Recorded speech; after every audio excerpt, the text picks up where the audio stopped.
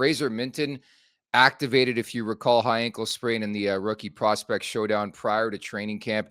Looks like he's on the mend, good to go, and assigned to the Toronto Marlies. But again, we talked about this a couple of weeks ago. At some point in time, I think it's almost a foregone conclusion that we're going to see a Minten recall, and I'm very curious to see how he does in the NHL when he gets called up. Yeah, it is interesting. It's kind of cool. Like it's a blank slate, right? This kid's just starting his pro career, and it's going to be whatever he makes it. So I think it's smart to go down to the Marlies, play that hockey, get used to the pro speed, get some confidence up, get moving off that injury, obviously. But I think absolutely it's a foregone conclusion that at some point in time they're going to give him a look. And I mean, it's just important not to put the weight of the world on the kid. I like the way that this is going. He's not the talk of the town. He's not the number one story out of training camp. He can go get his feet moving, get used to the pro game. And then eventually when he does get recalled, again, there's not going to be the weight of the world on his shoulders. He can step in and see what he can do. And as we've seen throughout his career in junior and also, what he did last year, during camp and preseason, he's able and capable of standing out at this level. So yeah, I mean, I'm not putting the weight of the world on the shoulders. I don't have expectations through the roof, but he's a capable kid. And it's exciting that, like I said, he's got a blank slate. His pro career is just starting, and we'll see what he can do with it.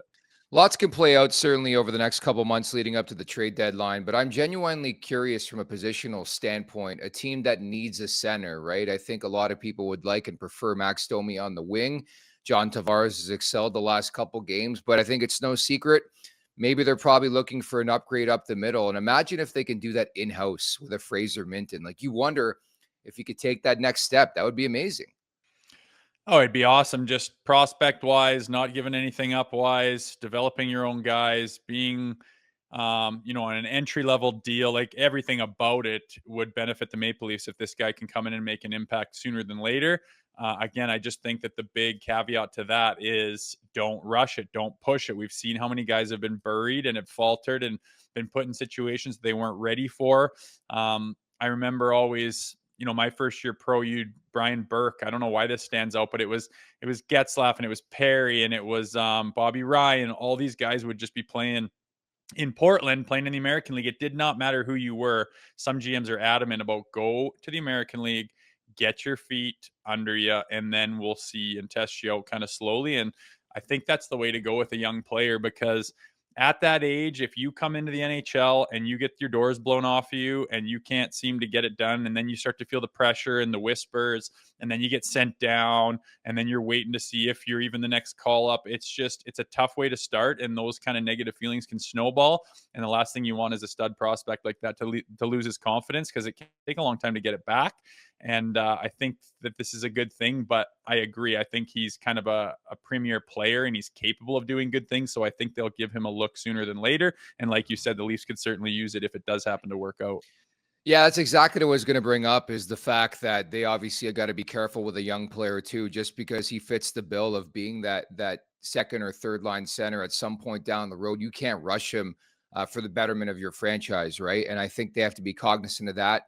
That's why even with like an Easton Cowan in training camp, I thought from the onset, it just didn't look like they wanted to give him a shot. But I don't mind a prospect like over seasoning, if you will, in the minors. In sort of this conversation, it's the minors for Cowan back in junior, so maybe a bit of a different convo, but I got no problem with that. I do want to see them give him some time at the NHL at some point in this season to figure out if he's ready to make that jump. Because again, that's huge. If you can solve that issue internally, you can address other options, right?